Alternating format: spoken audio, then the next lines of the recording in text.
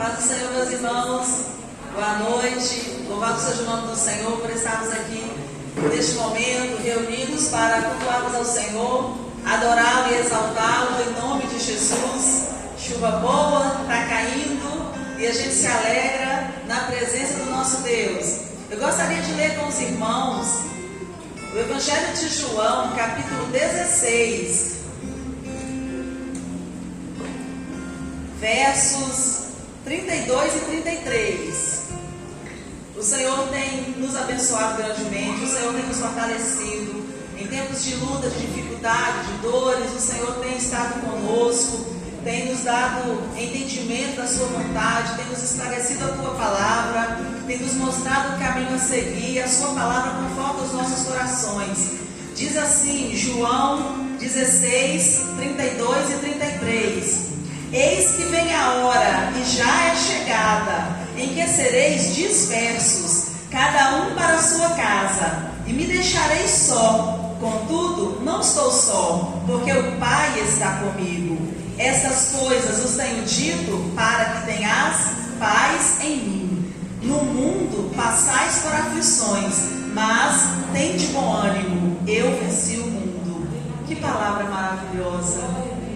Eu não imaginava ler essa palavra em tempos de pandemia, quando se diz aqui, cada um sereis dispersos para a sua casa. E parece que estamos vivendo tempos semelhantes a esse que Jesus disse. Se foi prevendo a pandemia ou não, isso não nos interessa muito, porque Jesus é Deus e conhece todas as coisas, conhece o passado, o presente e o futuro, e as nossas vidas estão nas mãos dele. E certo é que Ele nos deixou essa palavra para que nós tenhamos paz.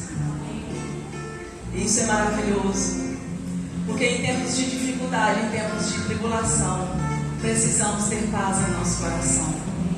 O mundo se debate aí fora de qualquer jeito, de várias formas, e o Senhor nos garante a paz em nosso coração.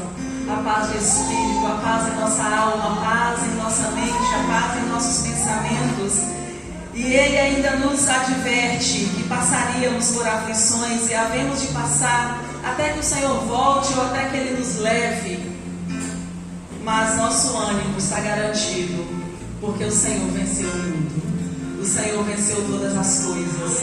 O Senhor venceu as minhas lutas, as suas lutas. O Senhor venceu as nossas aflições. O Senhor venceu as nossas angústias, o Senhor venceu o mundo.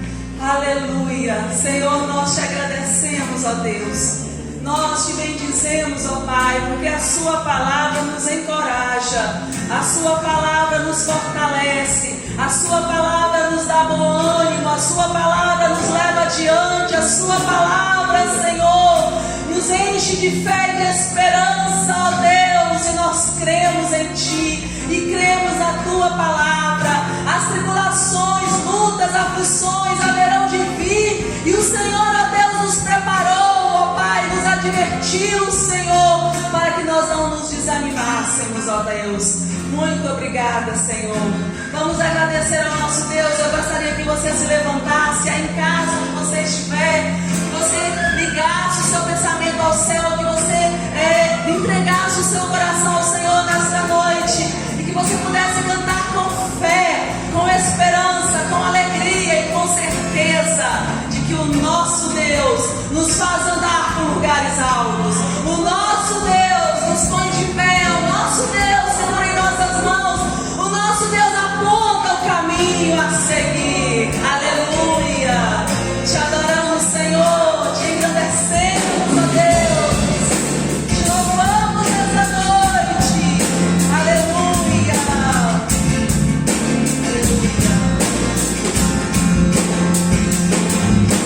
Tempo, tempo, orar.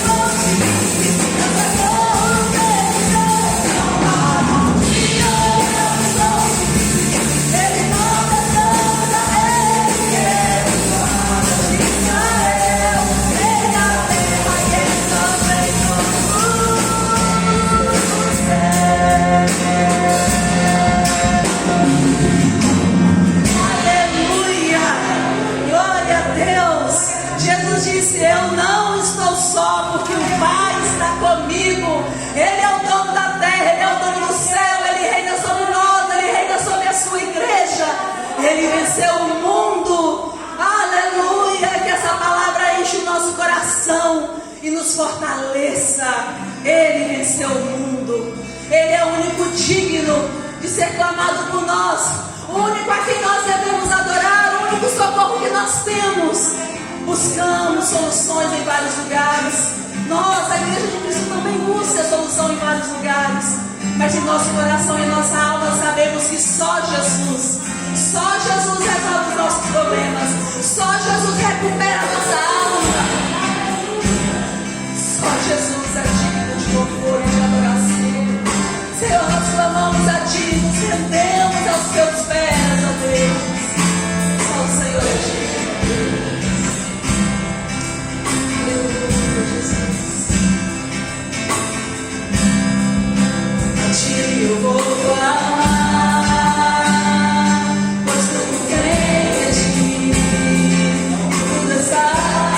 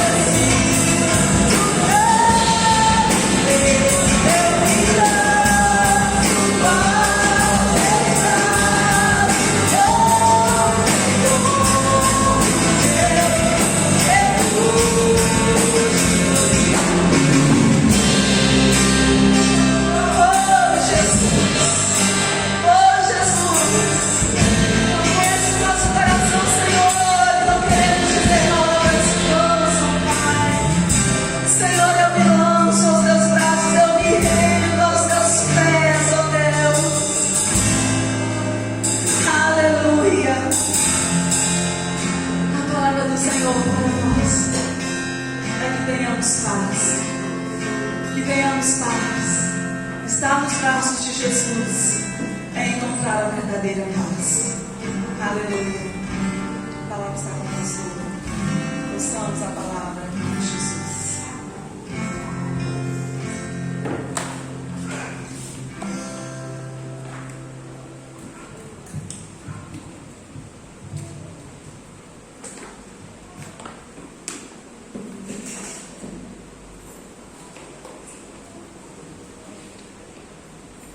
Meus irmãos, a paz do Senhor Jesus, vamos ler a palavra do Senhor, no livro de Gálatas, capítulo 6.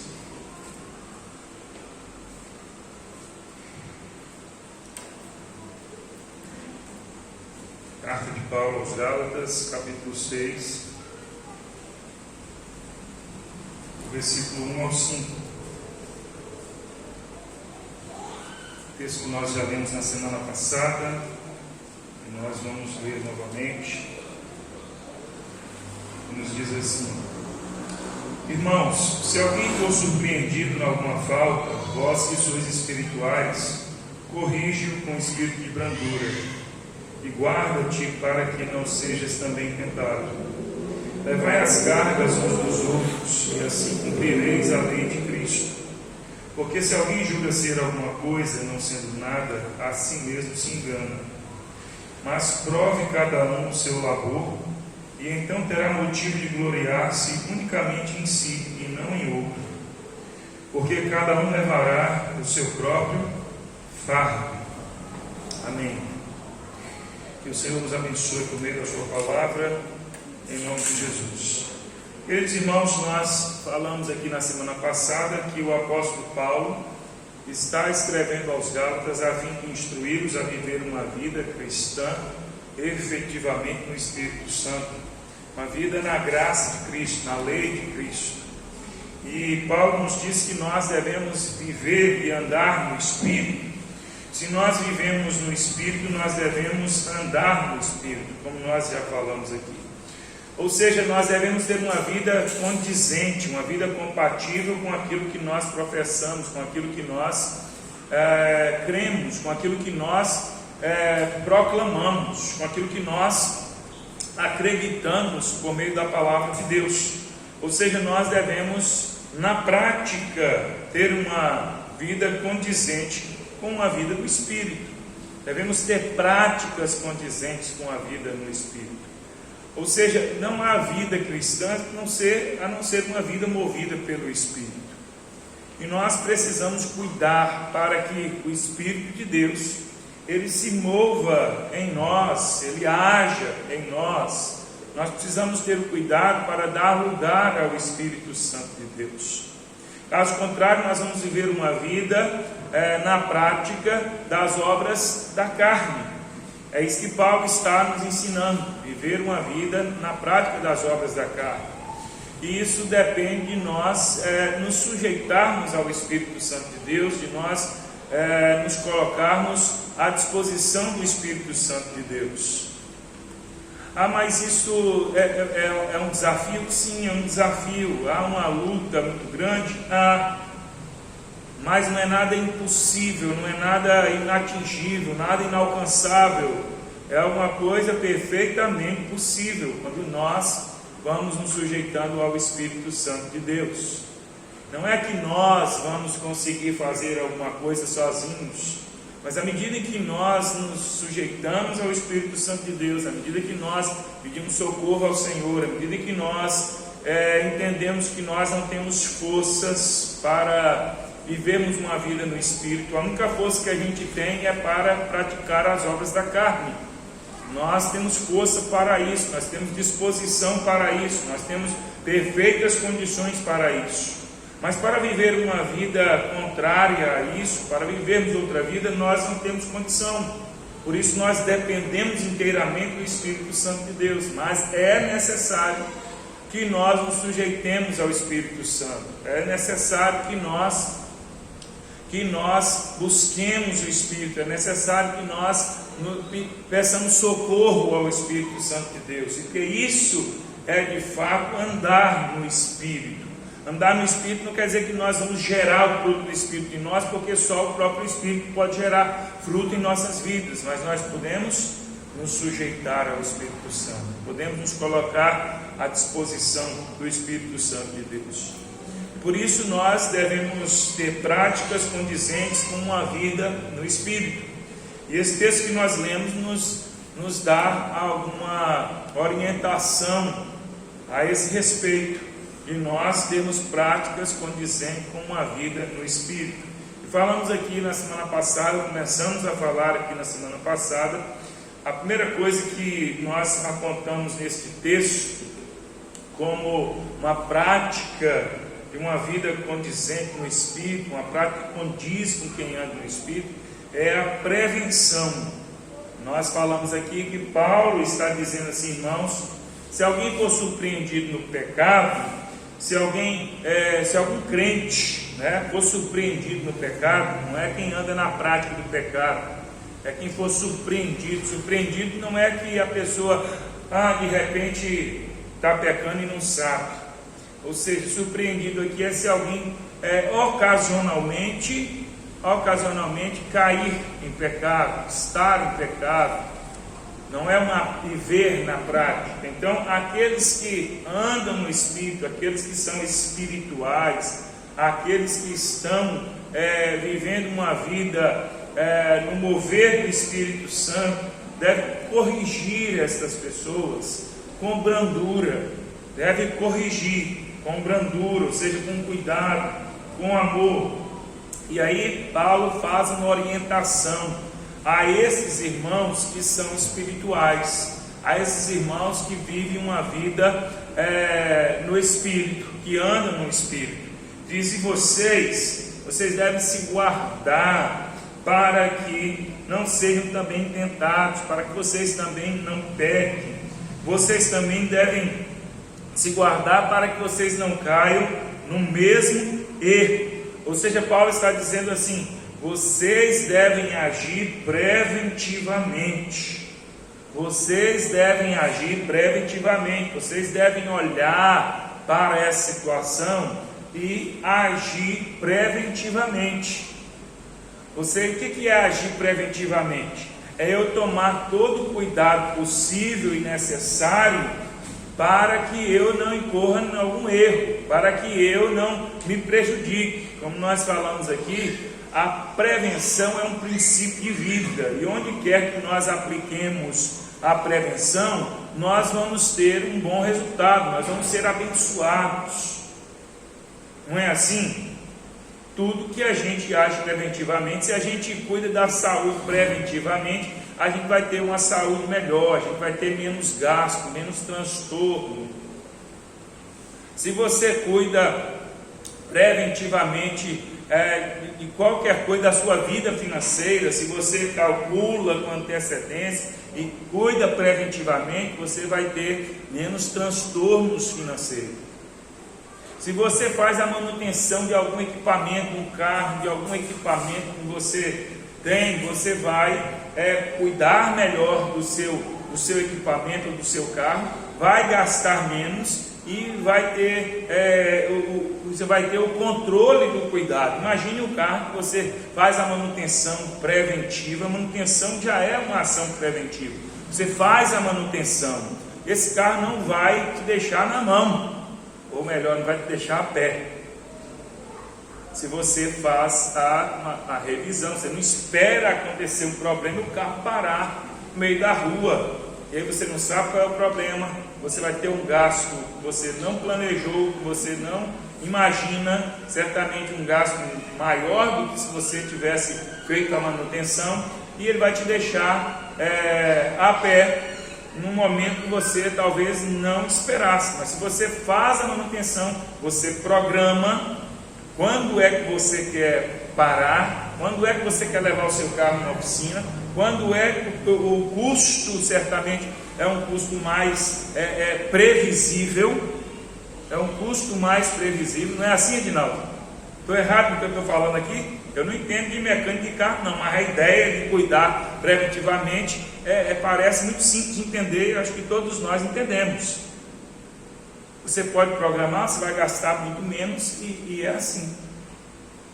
Tudo o que você age preventivamente. Nós falamos aqui sobre a criação dos filhos. Se você pensa preventivamente, cuida preventivamente, e você alerta, muitos pais fazem isso, alertam os filhos, não é? Olha, você não deve fazer isso, deve ser assim, na escola você deve se comportar assim. Não quero você conversando com estranho, não é uma coisa muito simples de falar com os filhos. Isso é um cuidado preventivo. Quando você ensina o filho, você não espera o filho chegar em casa e falar assim: um estranho me parou, queria conversar comigo e me chamou para entrar no carro, ou alguma coisa assim. Você não espera alguma coisa assim acontecer. Você já alerta, não é? Você já tem todos os cuidados. Lá em casa, você não vai brincar na roupa, não quero saber de você brincar na casa de ninguém, nem para casa de ninguém. Você pediu para brincar aqui fora, na rua. Se alguém te chamar para você ir para casa de alguém, ou te chamar para ir brincar sem autorização nossa, você não vai. Isso são cuidados preventivos. Você não vai esperar acontecer um problema, você não vai esperar acontecer alguma coisa indesejada para que você tenha o cuidado. Então, está bem claro que se nós pensarmos um pouco nesses cuidados preventivos, no que diz respeito a toda a nossa vida, a gente vai ter uma vida mais abençoada. E é isso que Paulo está falando aqui. Vocês que são espirituais, vocês precisam se manter como espirituais. Vocês precisam continuar andando no Espírito, vivendo e andando no Espírito. Mas como que vocês fazem isso? Tendo cuidado, tendo ações preventivas. Vocês precisam vigiar, como nós falamos aqui também na semana passada. É preciso ter um estado de vigilância. Vigilância, meus irmãos. Muita gente, quando ouve falar a palavra vigiar, é como se a gente às vezes não entende na prática como é que é a vigilância. A gente não vai ficar olhando a nossa volta assim, vigiando para ver se vê algum diabo, para ver se vê algum perigo. A gente não vai ver assim. A gente precisa cuidar. Vigiar é você cuidar preventivamente. É você cuidar preventivamente. É você observar. É você, para esse caminho que eu estou entrando, é um caminho bom? Aonde vai me levar? Essa situação, é você analisar. Você está sendo preventivo, consequente. E aí a gente tem mais chances de acertar, a gente tem mais chances de se cuidar, a gente tem mais chances de se proteger, a gente tem mais chances de continuar vivendo uma vida do Espírito, andando no Espírito, sendo espirituais. Quando a gente faz assim. A gente não pode ser aqueles que pagam para ver. Entenderam? A gente não pode ser os que pagam para ver. Deixa aí para ver o que vai dar. A Bíblia diz que a pessoa insensata, ela vê o perigo e passa, e sofre o dano. Mas o prudente, ele vê o perigo e se afasta, muda de caminho. Entendeu? Que é a pessoa insensata. A insensata é aquela, é insensível, ela não tem sensatez, ela não tem percepção. Ela não age preventivamente, ela não vigia, ela não mede as consequências. Ela arrisca diante do mal, ela arrisca diante do perigo, ela acha que vai passar ilesa, ela acha que vai dar certo aquilo que ela não pensou, não planejou, aquilo que ela não plantou, ela acha que vai colher aquilo que não plantou. E como nós já falamos, se nós continuarmos lendo, Paulo vai falar exatamente sobre isso. Tudo que a gente planta, a gente vai colher. É insensatez, é uma pessoa sem percepção, é uma pessoa insensível para os males que estão adiante de nós. E por isso, o risco de cair em tentação, de cair no pecado, é muito grande. É muito grande. Quando nós, irmãos, quando nós não agimos preventivamente, quando nós não temos esse cuidado, qual é a alternativa que a gente tem? Qual é o quadro no qual nós vamos nos encontrar? Quando nós não agimos preventivamente, quando nós não tomamos os cuidados devidos. A única alternativa que nos resta é a correção.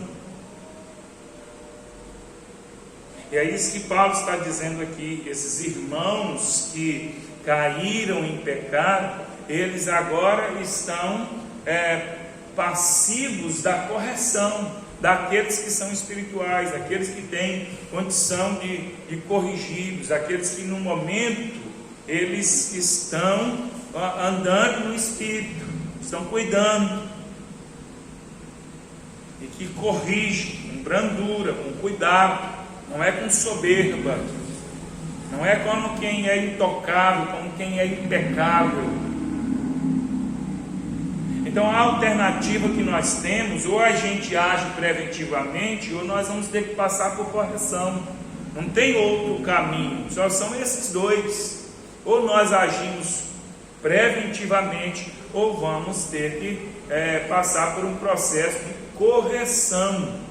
Agora eu pergunto para você, a pessoa que não está disposta a agir preventivamente, qual a disposição e qual a disposição, qual o ânimo que essa pessoa tem para passar pelo processo de correção?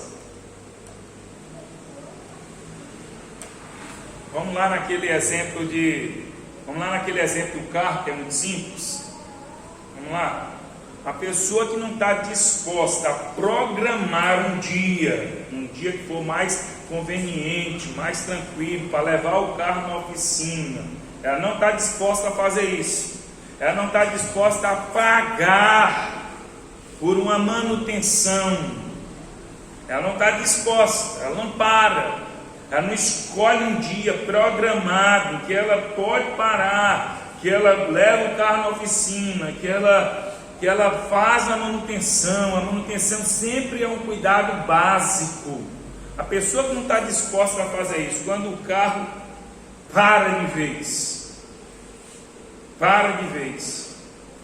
qual o ânimo que ela vai ter agora para consertar esse carro, para fazer a manutenção? Não foi num dia programado, certamente o custo é muito maior do que se ela tivesse feito uma manutenção. Qual a disposição que essa pessoa vai ter para corrigir agora o problema? Qual? É muito mais difícil, mas é necessário. Então é uma questão, meus irmãos, de nós avaliarmos e pensarmos. É uma escolha que a gente faz. Ou a gente age preventivamente, ou a gente está escolhendo pagar um preço maior lá na frente, ou a gente está escolhendo sofrer mais lá na frente, ou a gente está escolhendo passar por um processo de correção lá na frente, que é muito mais doloroso, que é muito mais complicado, que é muito mais pesado, que é muito mais difícil. Está entendendo? Não tem outro caminho. Se você sabe de outro caminho, me mostre. Aliás, não me mostre não, que eu vou dizer que você está enganado.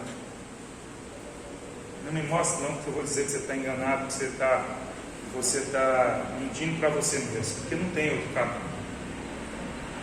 Ou a gente vigia, ou a gente vai cair em tentação. Depois Jesus disse: vigiai e orai para que vocês não caiam em tentação. Ou seja, vocês só têm esses dois caminhos. Ou vocês vigiam, que é o mesmo que Paulo está falando aqui, que a gente tomar o cuidado, que a gente deve ter esse cuidado, que a gente deve guardar. Guarda-te para que não seja também tentado, para que você não entre pelo mesmo caminho. Ou você age preventivamente, ou você vai cair em tentação, ou você vai estar no problema, você vai estar sujeito a ser corrigido, passar pelo processo de correção. Então, em tudo nas nossas vidas, nós estamos sempre fazendo essa escolha. Em tudo, a gente está fazendo essas escolhas. Em tudo. A gente faz essas escolhas no casamento, a gente faz essas escolhas em relação aos filhos, a gente faz essas escolhas na vida financeira, a gente faz essas escolhas na vida profissional, no trabalho, a gente faz essas escolhas nos relacionamentos, a gente faz essas escolhas em tudo o que a gente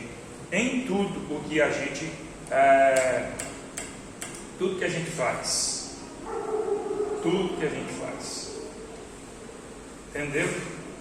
Em tudo que a gente faz. Até, Marcos, numa competição atlética, como você gosta de fazer, de bicicleta, se você participar de uma competição sem treinar, é a mesma coisa? O cansaço físico é diferente? Quando você treina, você está agindo preventivamente. Você está falando assim, eu preciso agir preventivamente. Ou seja, eu estou me cuidando para aquele momento. Eu estou me preparando para aquele momento. Quando alguém vai participar de alguma competição atlética, ele se prepara, se condiciona fisicamente, essa pessoa está agindo preventivamente, está cuidando para aquele momento. Por quê? Porque se essa pessoa não tem esse cuidado, não tem essa ação preventiva, ela pode participar da competição? Pode. Mas como que vai ser? O rendimento não vai ser o mesmo e o estrago físico vai ser muito danoso. Vai ser muito danoso. É como todo mundo já sabe que esses atletas de finais de semana, se é que a gente pode chamar de atleta, né? Que joga bola uma vez por semana, são os que mais se expõem ao perigo em termos físicos, principalmente para o coração, se expondo a um problema cardíaco. Já ouviu falar disso? Então, a pessoa que uma vez por semana joga bola. Eu não sei jogar bola, mas já joguei bola aí com os irmãos sabem da minha categoria. Uma vez por semana. Aqui demora 3 dias. Você joga lá uma vez por semana, aqui demora 3 dias para as pernas começar a parar de doer. No meu caso. Entendeu? Quando você pensa que já está melhorzinho, aí você vai jogar de novo. E toda semana é o mesmo estrago. Agora, se uma pessoa se prepara, se uma pessoa treina, ela faz um preparo, ela está em uma ação preventiva, ela vai conseguir fazer a sua prova, fazer o seu exercício, fazer a sua competição sem maiores danos, com preparo. É assim, meus irmãos. A gente escolhe. Entendeu? A gente escolhe, ou a gente age preventivamente, ou nós vamos sofrer o dano. Entendeu? Nós vamos sofrer o dano. Eu não quero agir preventivamente porque toma tempo, é dolorido. Então vai lá, depois você vai ver qual vai ser o resultado. O resultado de quando a gente não age preventivamente, quando a gente não vigia, é um estrago sempre muito maior. É muito mais danoso. Então Paulo está alertando esses irmãos, percebam, prestem bem atenção, percebam isso. Ou vocês vão agir preventivamente, ou vocês vão ter que passar pelo processo de correção. Esses irmãos que caíram, eles estão agora sujeitos a serem corrigidos. Eles mesmos não se corrigiram, eles mesmos não vigiaram, eles mesmos não tiveram cuidado, eles mesmos não agiram preventivamente e agora estão com problema e precisam ser corrigidos, precisam passar pelo processo de correção, que é pior e é mais doloroso. Então pare e pense aí, quantas coisas você sabe e você precisa cuidar. Quantas coisas você sabe que você precisa agir preventivamente? Quantas coisas você sabe que você precisa cuidar e que você está arriscando a sorte, que não é arriscar sorte nesse caso. Não se arrisca sorte na vida. A sorte pelo menos tem uma opção. Quando você arrisca a sorte, tem uma opção. Nesse caso não se arrisca a sorte, só tem dois caminhos. Você não arrisca a sorte assim, vou meter a mão no fogo e arriscar a sorte, para eu me queimar ou não. Entendeu? Tem gente que acha que tem a possibilidade de não acontecer, de o mal não acontecer.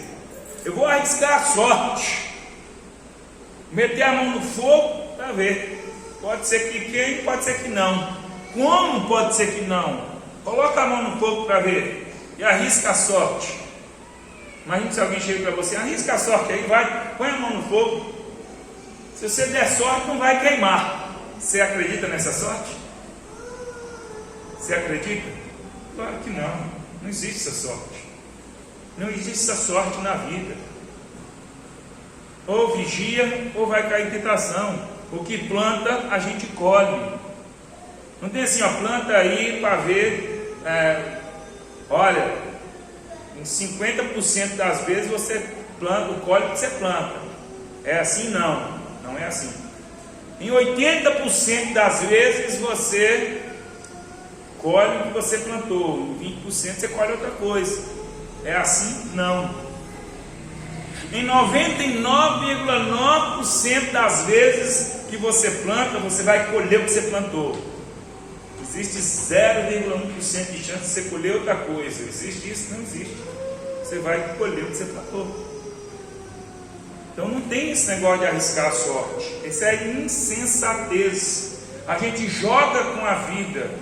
Só que é um jogo burro. É um jogo insensato, insano. É um jogo que nós não estamos arriscando sorte nenhuma. É mais fácil você ganhar na Mega Sena do que acontecer uma coisa diferente. Quando você não vigia, quando você não é preventivo, quando você não é prudente, quando é insensato. Quando nós agimos assim, quando nós agimos sem prevenção, sem vigilância, sem sensatez, nós estamos nos lançando ao real perigo, não é nos lançando à sorte, é o real perigo. Então nós fazemos sempre escolhas. Pensa aí então assim, o que você tem na sua vida que você sabe que precisa cuidar, precisa fazer, e você está lançando a sorte, deixando a sorte, e você sabe que não tem sorte. Você não está agindo preventivamente, você não está vigiando, você não está cuidando, você não está sendo sensato. Você está esperando para ver o que vai dar. Não tem outro resultado, não tem outra coisa. Não dá para plantar insensatez e colher prudência. Não dá, não vai. Não se engane, não falar depois sobre se enganar. Não dá. Então você precisa abrir os seus olhos, você precisa olhar para a sua vida e pensar assim, olha, o que eu larguei para trás aí? O que eu não cuidei preventivamente? Eu preciso agora corrigir, precisa ser corrigido, eu preciso passar pelo processo, eu preciso pagar o preço, da correção, eu preciso passar pelo processo da correção, eu preciso me prevenir daquilo que eu tenho que cuidar, aquilo que está bom na minha vida, aquilo que eu preciso preservar na minha vida, aquilo que ainda não desandou na minha vida, eu preciso agir preventivamente. O que desandou, eu preciso salvar o que é possível, eu preciso corrigir o que é possível. E aí, meus irmãos, fica aqui uma dica que Paulo deixa claro aqui. Como é que a gente faz isso? Como que a gente consegue fazer isso? Como? Fazendo algo que, no meu entendimento, revela uma ação de sabedoria. Você se julga uma pessoa sábia? Não é nenhuma soberba se achar sábio, não. Nós precisamos ser sábios. Nós precisamos ser sábios. Ser sábio não é ser o sábio tudo, não, entendeu? Ser sábio não é ser o sábio tudo. Se a gente perguntar assim, você se julga uma pessoa sábia? Eu acredito que a maioria das pessoas ia ter timidez para responder isso, mesmo que se achasse sábio. Não é uma questão de eu me achar ou você se achar sábio. Nós precisamos ser sábios, entendeu? Nós precisamos ser sábios. A Bíblia diz que nós precisamos pedir sabedoria para Deus. Então não é uma questão de soberba, de você achar assim, eu sou sábio. Vocês estão diante de um sábio, como se fosse um guru que sabe mais do que os outros. Não se trata disso. Se trata de nós agirmos com sabedoria. É necessário, nós precisamos receber de Deus sabedoria e agirmos com sabedoria. Todos nós precisamos de sabedoria. Nós precisamos pedir a Deus sabedoria. Então, como que a gente faz isso? Como que a gente consegue ser preventivo? Como que a gente consegue passar pelo processo de correção? Como que a gente consegue ser vigilante, cuidar, ser prudente, ser sensato? Como que a gente consegue fazer isso? Sendo sábio. E Paulo deixa claro aqui uma ação que revela, no meu entendimento, revela uma das ações mais sábias, que revela sabedoria, uma das ações que mais revela sabedoria, no meu entendimento, sabe o que é? É você aprender com o outro. É você aprender com o outro. No meu entendimento, uma das ações que mais revela sabedoria é quando a gente tem a capacidade de aprender com o outro. E é exatamente isso que Paulo está falando a esses irmãos que são espirituais, esses irmãos que devem agir preventivamente. Irmãos, vocês precisam agir com sabedoria, vocês precisam aprender com o outro. Está vendo aí a situação do outro? Está vendo aí a situação desse irmão que é em pecado? Está vendo aí?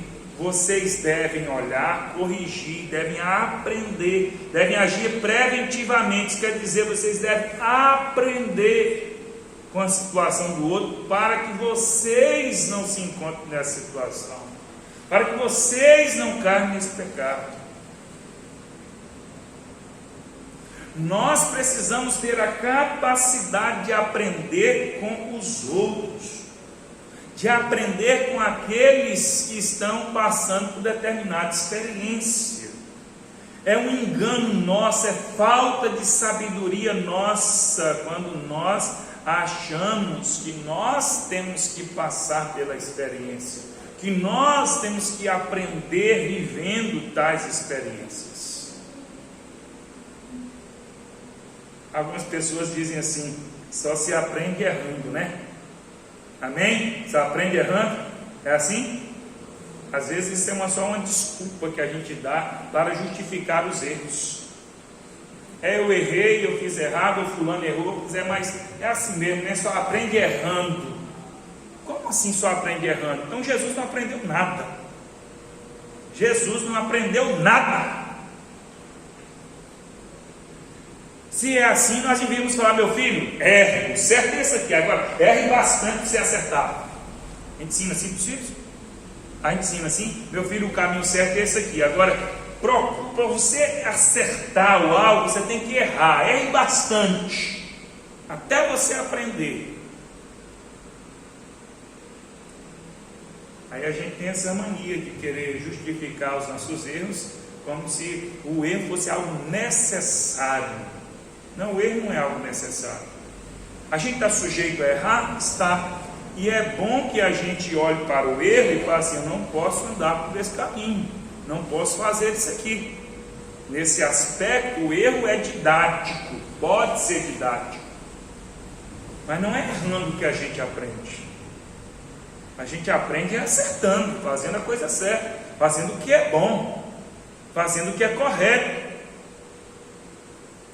Não é errando que se aprende, não. Entenderam? Então toma cuidado com isso. Senão o jovem vai ter que casar, descasar, errar, para ter um casamento feliz. Vai ter que bater cabeça em tudo quanto é lugar, errando, para aprender. Não é assim. Não é errando que se aprende. A gente precisa ter sabedoria. Quando a gente não age preventivamente e a gente tem que consertar, a gente começa a viver com essas desculpas. Pois é, assim mesmo, é errando que se aprende.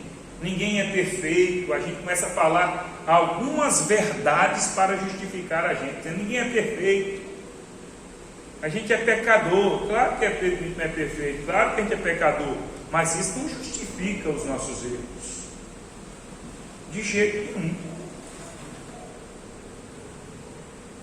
Isso é uma coisa que poderíamos falar bastante tempo aqui. Quem sabe a gente volta a falar sobre isso. Cuidado para não usar verdades para justificar erros. A gente usa verdades para justificar erros.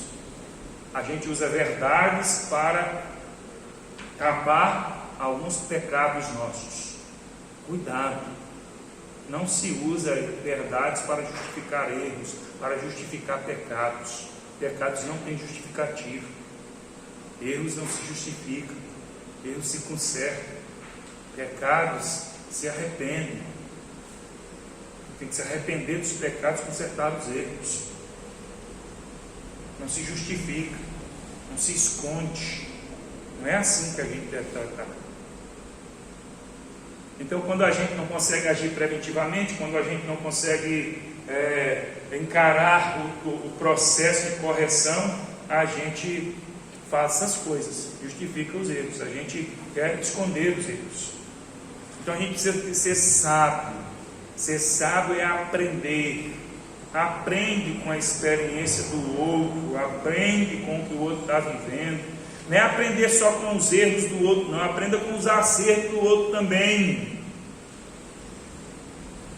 Essa é uma das maiores evidências do meu entendimento de sabedoria, quando a gente aprende com o outro. É quando a gente presta atenção. Você quer ver uma coisa simples? Quer ver uma coisa simples? Como que a gente não presta atenção? Existem muitas pessoas que falam palavras erradas. Isso é muito comum. Muito comum a gente falar palavras erradas. Eu falo palavras erradas, você fala palavras erradas. A gente constrói a nossa fala muitas vezes errada. São poucas pessoas que conseguem falar fluentemente um português corretíssimo.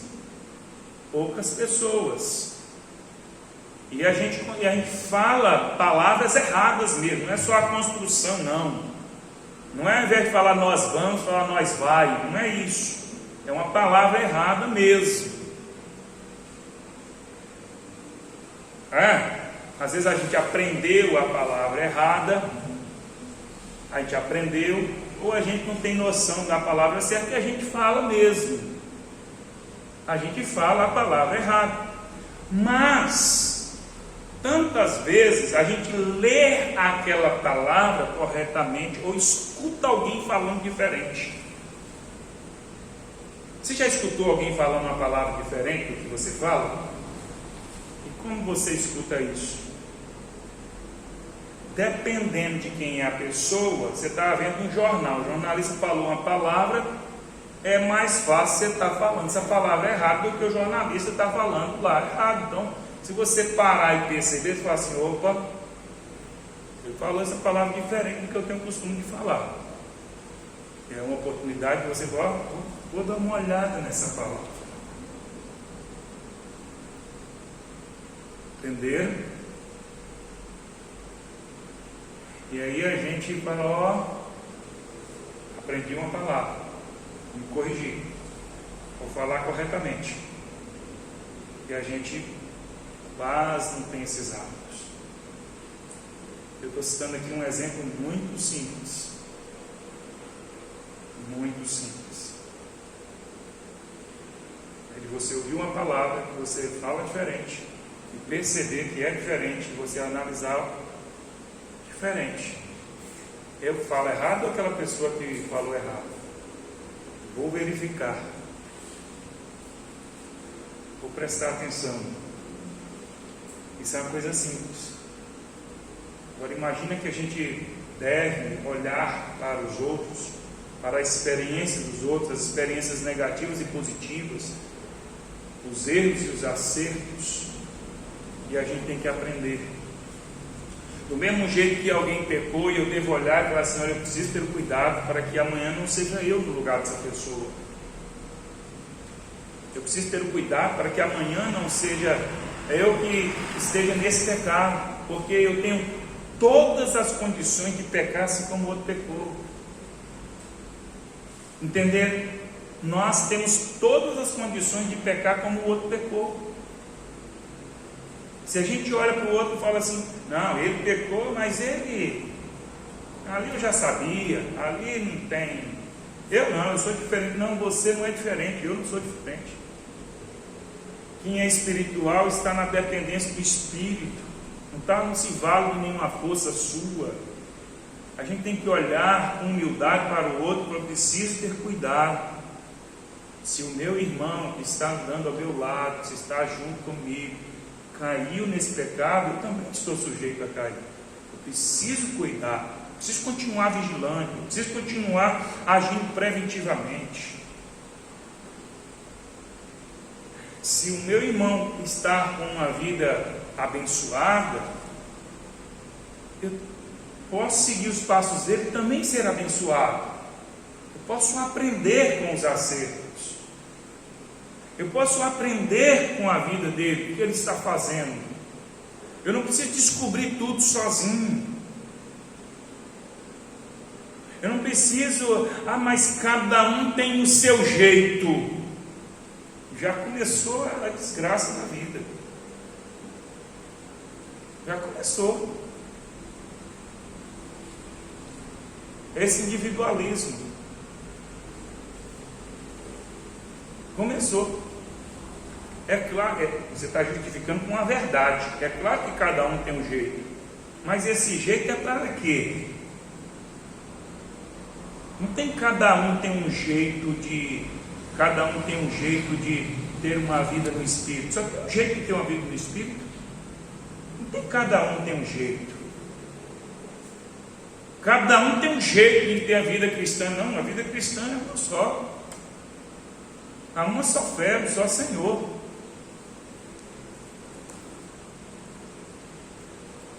O mesmo fruto do Espírito que opera em você é o mesmo que opera em mim. Quando a gente diz que cada um tem um jeito nessa circunstância, a gente está dizendo assim, a experiência dele não serve para mim, eu tenho que encontrar a minha própria experiência. Ele caiu nesse pecado, mas eu não estou sujeito a cair. Ele acertou dessa forma, mas eu vou encontrar o meu próprio jeito de acertar. Isso não é uma vida no Espírito. É um equívoco a gente achar que a gente vai aprender sozinho, vai fazer tudo sozinho.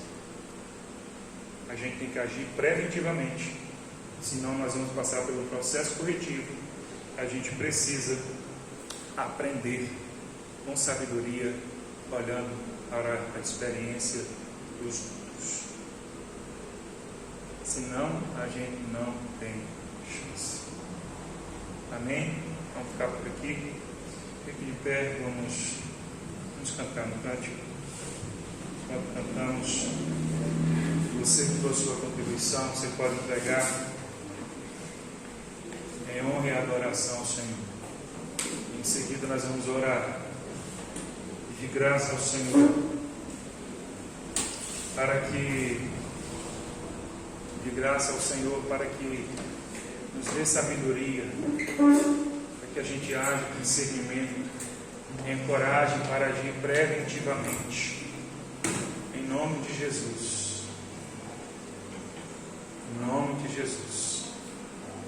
Amém.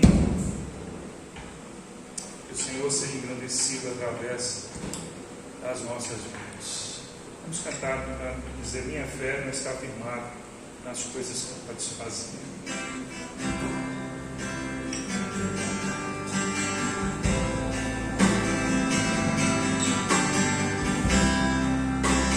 Fé não está firmada nas coisas que podes fazer.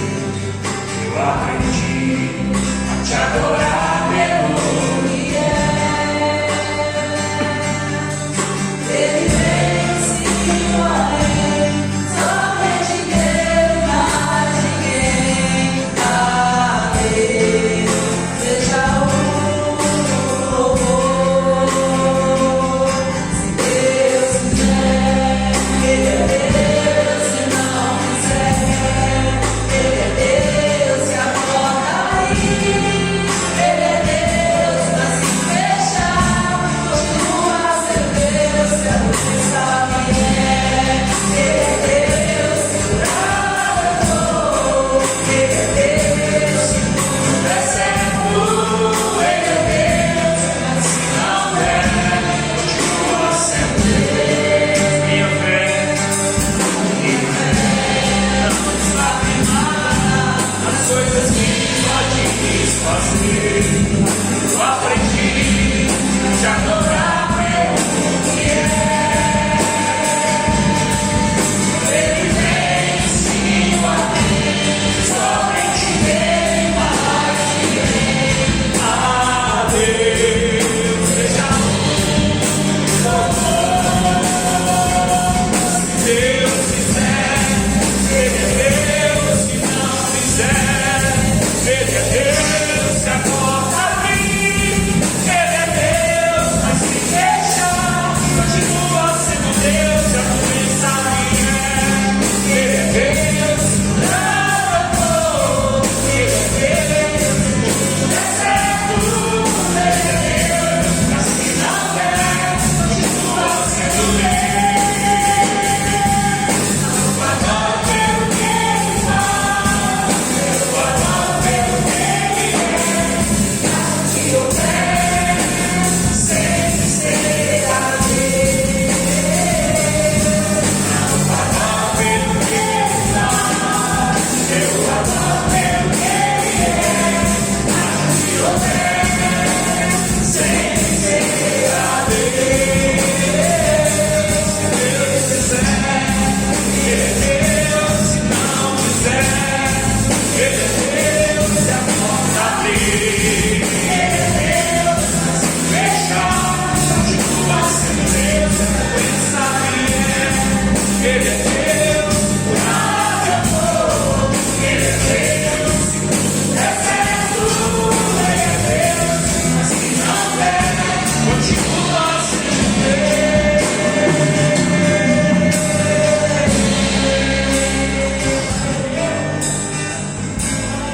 Pai Celeste, nós te damos graças nesta noite mais uma vez pela tua presença viva e verdadeira em nossas vidas. Obrigado porque o Senhor é fiel, o Senhor é Deus e sempre será. Obrigado por nos acolher, nos abençoar, nos amando e agraciando. Pai Santo, nós nos colocamos diante de Ti e pedimos ao Senhor: ajuda-nos a viver uma vida do Espírito. Ajuda-nos, Senhor. Em nós não há força alguma para vivermos uma vida espiritual. Em nós só há força, Senhor, para as obras da carne. Mas nós queremos, ó Deus, viver essa vida na direção do Teu Espírito, porque só assim é possível. Ajuda-nos, ó Deus, que nós tenhamos, ó Deus, cuidado de nos sujeitarmos ao Espírito e vivermos esta vida prudente, vivermos esta vida em que a gente age, ó Deus, preventivamente. E se em alguma situação, se em algum momento, em alguma circunstância, se em alguma área das nossas vidas a gente precisa ser corrigido, precisa passar por um processo de correção, que assim seja. que a gente pague o preço, que a gente age, que a gente faz, em nome de Jesus. Ó Deus, que o Senhor nos dê sabedoria. A Tua palavra nos diz para pedirmos ao Senhor sabedoria. Ensina-nos a agir com sabedoria. Ajuda-nos a vencer toda soberba. Ajuda-nos a vencer todo egoísmo, toda centralidade humana, Senhor. Ajuda-nos a deixar tudo isso de lado, nos humilharmos na Tua presença e aprendermos a agir com sabedoria em todas as direções das nossas vidas, para termos uma vida abençoada, uma vida na direção do Teu Santo Espírito, ó Deus. Abençoa cada um aqui, Senhor. Abençoa, Senhor, as nossas vidas, as nossas famílias. Abençoa a saúde de cada um. Abençoa o trabalho de cada um, Senhor. Ó Deus, traz paz ao coração de cada um que aqui está, Senhor. Aquele que está angustiado, aquele que está aflito, aquele que está ansioso, preocupado, Senhor. Traz a Tua paz, traz a direção do Senhor, ó Deus. Traz, Senhor. Aquele, Senhor, que está planejando, aquele que está cheio de otimismo, de boas expectativas, ó Deus, que o Senhor, ó Deus, dê graça para lutar e vencer, para alcançar tudo aquilo que verdadeiramente for bênção na vida dessa pessoa. Em nome de Jesus. Obrigado, Senhor, por tudo. Em nome de Jesus, nós oramos, certo que o Senhor é por nós, que o Senhor nos ouve, que o Senhor derrama sobre nós a Tua graça, o Teu amor, a Tua vida, a alegria do Senhor. Obrigado, Senhor. Em nome de Jesus que nós oramos. Amém. Que Deus te abençoe e fique na paz do Senhor Jesus.